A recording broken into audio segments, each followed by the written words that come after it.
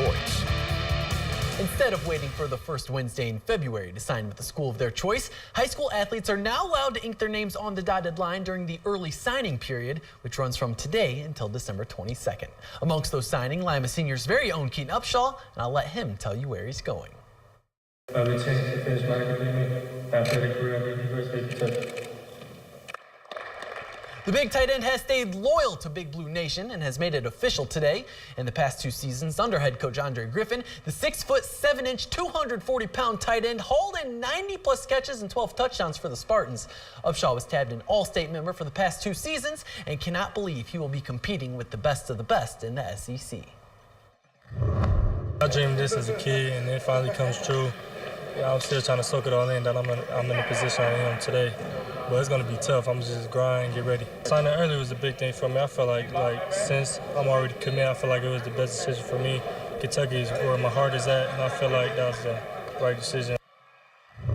Another big name in the area, Marion local senior John Dirksen, the monster lineman who comes in at 290 pounds, overcame a season-ending leg injury his junior season to come back and win a state title his senior year. Dirksen ends his high school career with 3 state titles in total and is happy to be able to relax the rest of his senior year.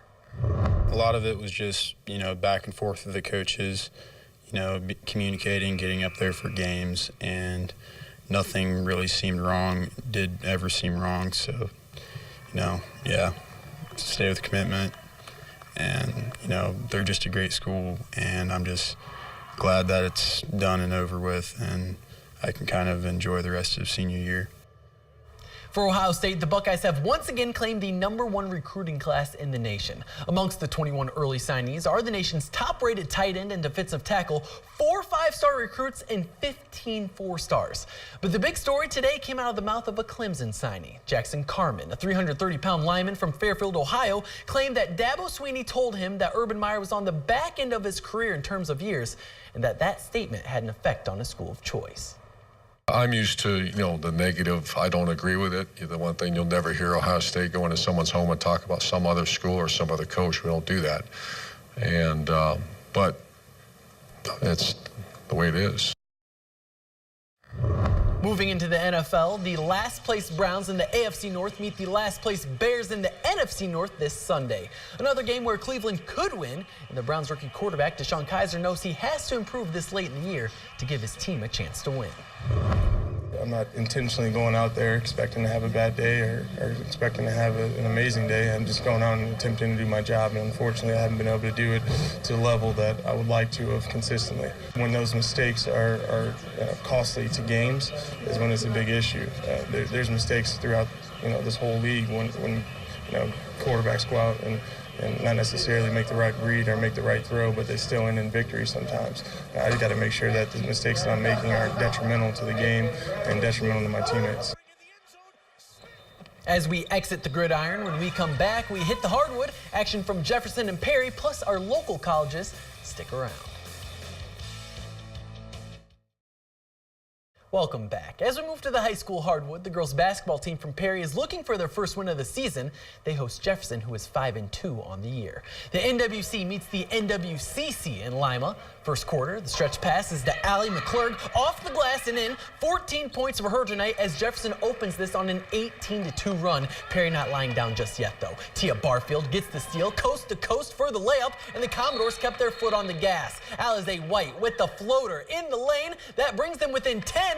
But Jefferson is way too strong tonight. Kaylee Buzzard swiping the rock, and now she's headed the other way. The layup makes it 22-8, and now the Jeff Cats capitalize off the inbounds play. Devin Carter strokes the 3. Jefferson wins 62-34. College hoops, first stop at the hangar. OSU Rhodes against IU South Bend. Second half, Bellefontaine grad Javon Warner feeds Floyd Scott. The freshman-to-freshman connection is good. Barron's trailing, though. They keep attacking, this time from beyond the arc. Elijah Fabian makes it count, and now we go back to Scott. Going to work in the paint, a nifty reverse layup for the forward. Barron's trying to take off. Marcus Roberts DeLoach knocks down the triple, but OSU LSU Rhodes doesn't get close tonight. They fall 106-66. At the Garage, the UNOH men's team welcomes 24th ranked Taylor University to town. First half, Sadiq Bello gets things going for the Racers. The 15-footer falls, tied ball game early on, and these two teams keep answering one another. Nathan Bradley with a slick no-look pass to Xander Smart, and now it's time to test the long ball. Bello to Corbin Pierce, the triple try is true. Racers take their first lead of the game 10-7. A few possessions later, good ball movement to Smart in the corner, down the hatch it goes. UNOH had 15-14, and now Bello wants to shoot from the land of three.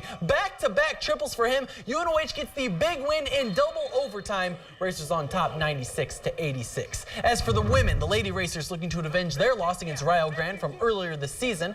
Third quarter, Bath grad Danielle Van Dyne feeding Sydney Moore. The freshman finishes underneath. UNOH trails by 1. Racers battling. This time, Corey Dixon heads right to the rack. Another freshman making an impact. Now they go outside. USV grad Emily Patton stroking one from the corner. And yes, you guessed it, she's a freshman as well. Ball game tied at 43 apiece. And now an upperclassman steps up. Kira Billingsley knocks down a triple of her own, but the Racers fall late in the fourth, 68-57. Finally, on the ice, the Blue Jackets host the Maple Leafs of Toronto late in the first period. Lucas Sedlak gets fed in the slot and capitalizes. His fourth goal of the season gives the Jackets a 1-0 lead. 6 minutes later, Leafs on the power play, but Seth Jones makes good use of the longer stick. He starts a 2-on-1 and takes care of business. The Jackets go on to win 3-1. All right, thanks, John. We'll be back with stocks.